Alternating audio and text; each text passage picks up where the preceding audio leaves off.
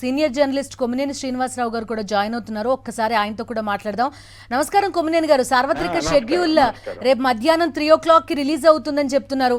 అందరూ ఉత్కంఠగా చూస్తున్నారు. ఒకటి పొలిటికల్ సర్కిల్స్ తో పాటు మీడియా వాళ్ళు వీళ్ళందరూ కూడా ఎప్పుడు షెడ్యూల్ వస్తుంది అనే ఒక వెయిటింగ్ ఉంది. సో దానికో తెరపడబోతోంది. రేపు ఏం చెప్తారు?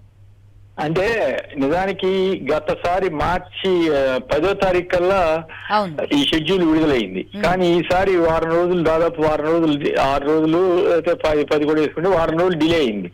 సో ఈ డిలే చూస్తే వచ్చే ఎలక్షన్స్ మీద కూడా, అంటే నామినేషన్స్ ఇంకొక వారం తర్వాత నామినేషన్స్ మొదలవచ్చు.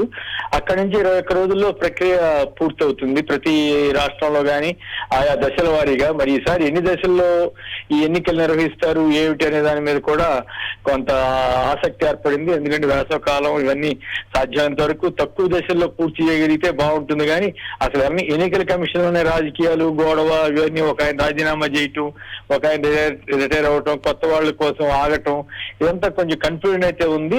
బట్ అయినప్పుడు కూడా ఏదో ఒక రకంగా మొత్తం మీద ఒక దశకి తీసుకొచ్చినట్లుగా అనిపిస్తా ఉంది. ఈ ఒకప్పుడైతే ఒకళ్ళే ఉండేవారు ఎన్నికల కమిషనర్. శేషన్ లాంటి వాళ్ళు తీవ్ర స్థాయిలో హడావుడి చేసేసరికి గవర్నమెంట్ కోపం వచ్చి దాన్ని ముగ్గురు కమిషనర్ల ఎన్నికల కమిషన్ గా మార్చింది. సరే, అదంతా ఇక వేరే కథ అనుకోండి. బట్ ఇక్కడ ఆంధ్రప్రదేశ్, తెలంగాణకు సంబంధించి ఏ దశలో పోలింగ్ జరుగుతుంది? గతసారి అయితే ఏప్రిల్ 11 జరిగినట్లుంది. మరి ఈసారి కూడా 11కే జరుగుతుందా, లేక ఇప్పుడు వారం లేట్ అయింది కాబట్టి అది కూడా వారం రోజులు లేట్ అవుతుందా అన్నది కూడా మనం చూడాలి. అయితే ఇక్కడ ఇంట్రెస్టింగ్ ఫ్యాక్ట్ ఏంటంటే, ఈ మధ్య ఒక టాక్ అయితే నడుస్తా ఉంది. సాధ్యమైనంత డిలే చేయించాలని తెలుగుదేశం వారు, జనసేన వారు, బీజేపీ వారితో ఏర్పడిన సంబంధ బాంధవ్యాలు రీత్యా ఒక ప్రయత్నం చేస్తున్నారు. సో దట్ కొంత ఈ వాళ్ళకి రెస్పిరేషన్ గ్యాప్ ఇవ్వాలని చెప్పి తీసుకోవడం కోసమని ఒక ప్రచారం జరుగుతోంది. అందులో నిజం ఉందా లేదా అనేది నాకు తెలియదు, కానీ ఇది ప్రచారం మాత్రమే. బట్ ఒకవేళ ఆ రకంగా జరిగితే మాత్రం 2-3 దశ కాకుండా 5, 6 లేకపోతే 7వ దశలోనూ ఆంధ్రప్రదేశ్ వస్తుంది.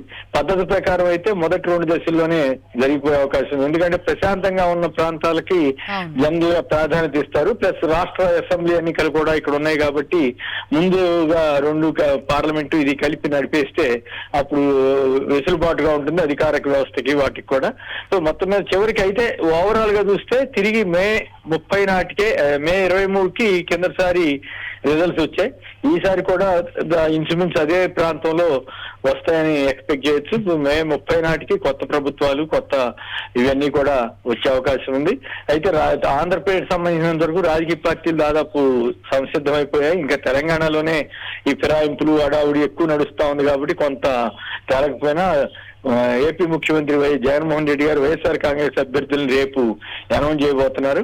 అలాగే తెలుగుదేశం, జనసేన, బీజేపీ పొత్తుల్లో గందరగోళాలు నడుస్తున్నప్పటికీ మొత్తం మీద అనౌన్స్మెంట్స్ అయితే తెలుగుదేశం వైపు నుంచి ఇంకా 16 మిగిలి ఉన్నాయని చెబుతున్నారు. జనసేన వాళ్ళేమో వాళ్ళ ఎక్కడెక్కడ ఉన్నాయో ఇంకా అసలు అవే అఫీషియల్ గా ఇంకా కొన్ని సీట్లకి ప్రకటించాల్సిన 4-5. అట్లాగే బీజేపీ ఇంతవరకు వాళ్ళ 6 సీట్లు, 10 సీట్లకి, అట్లాగే 6 లోక్సభకి ఇంకా అఫీషియల్ గా వాళ్ళు ఏమి అనౌన్స్ చేయలేదు. బహుశా రేపు ప్రైమ్ మినిస్టర్ గారు వచ్చి వెళ్ళిన తర్వాత ఏమన్నా వాళ్ళు చొరవ తీసుకుంటారేమో. ఈ పొత్తులో కూడా చాలా గందరగోళాలు, అనైతిక పొత్తు అని, అట్లాగే అవకాశవాద పొత్తు అని ఇలాంటి విమర్శలు ఉన్నప్పటికీ కూడా కాళ్ళవేళ్లబడి చంద్రబాబు గారు, పవన్ కళ్యాణ్ ఢిల్లీ వెళ్లి మరి బీజేపీతో పొత్తు పెట్టుకున్నారు. బీజేపీ వాళ్ళు కూడా అదే స్థాయిలో సరే వాళ్ళని వేచి చేసి చివరికి వాళ్ళు అనేక విషయాల్లో, విధానాల్లో చంద్రబాబు గతంలో వ్యతిరేకించినా ఇప్పుడు మళ్ళీ పొత్తు పెట్టుకున్నారు. సో ఈ పరిణామాలన్నింటినీ ఒక ఎత్తు అయితే ఇవి రాజకీయంగా ఎట్లయినా చేయొచ్చు.